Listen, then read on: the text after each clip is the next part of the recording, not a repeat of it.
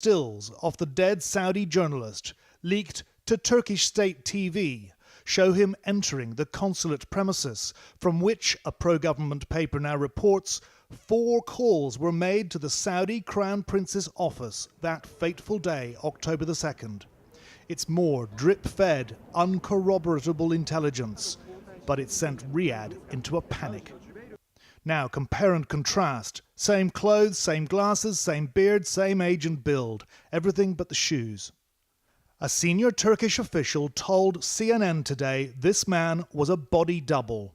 Mustafa al-Madani's his name, they reported. He's apparently one of the 15-strong Saudi assassination squad. Here, he's caught on CCTV arriving at the consulate wearing a checked shirt and jeans at 3 minutes past 11 a.m. He's with an accomplice. 2 hours later, Khashoggi arrives. Within the hour, he'd be dead. The doppelganger slips out the back with his sidekick and takes a cab to Istanbul's famed Sultan Ahmed Mosque, a big tourist attraction. They head to the loos, plastic bag in the accomplice's hand. When they emerge, Mr al-Madani's back in his own clothes again. Next sighting, a restaurant.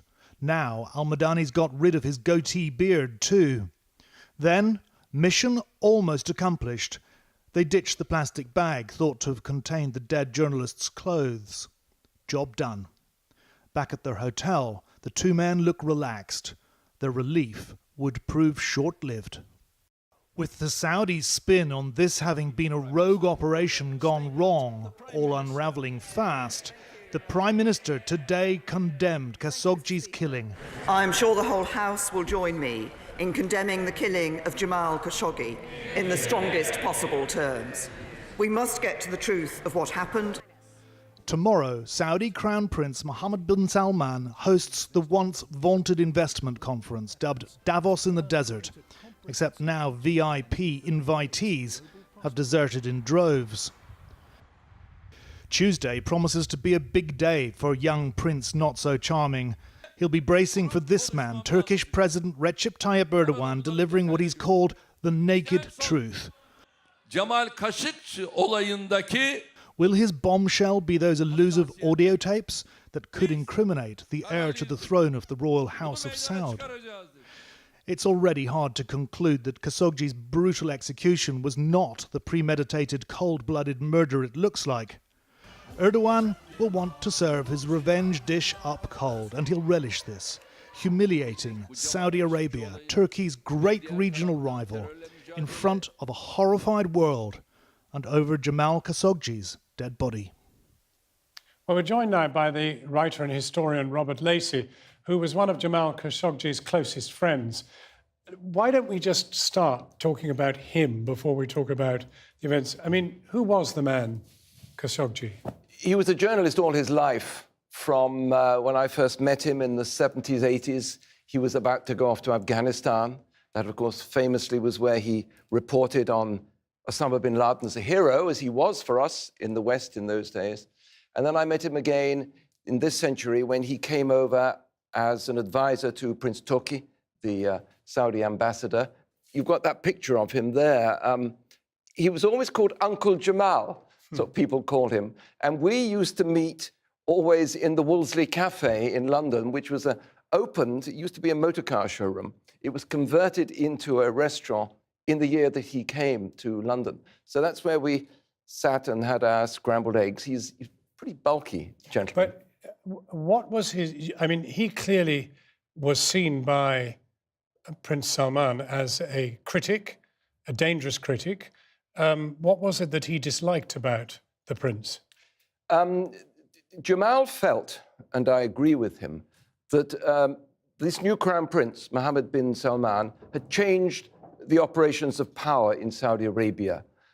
Until he came along, one could always say, look, it's a collective. There are right-wingers, left-wingers. It's not as... It wasn't totally overwhelming. This man is an absolutist. He's got total power and control. So the idea that he knew nothing at all about what happened in Turkey with 2 private planes flying 16 Saudi agents to deal with this and then fly out again. It's difficult to believe that he didn't know what was going on. Right. Well, now, I mean, the ramifications are extraordinary. The Saudis can never have known themselves, I mean, to be in such a grievous position in terms of the absolute despair of the Western alliance about what's gone on. Well, forgive me if I smile wryly. I mean, I've been speaking to people in Riyadh today. This man is as popular as ever because... The Prince. The Prince. Because whatever he may or may not have done outside Saudi Arabia, for them, he has delivered. A Washington Post reporter went outside a cinema a couple of nights back in Riyadh. He interviewed 30 Saudis. Not one would say a word against the Crown Prince. Now, there is fear in Saudi Arabia. That's part of it. But they all said, look, this cinema didn't exist a year ago. I couldn't sit with my wife and children and enjoy popcorn and this movie. They were watching the Claire Foy movie about the man on the moon.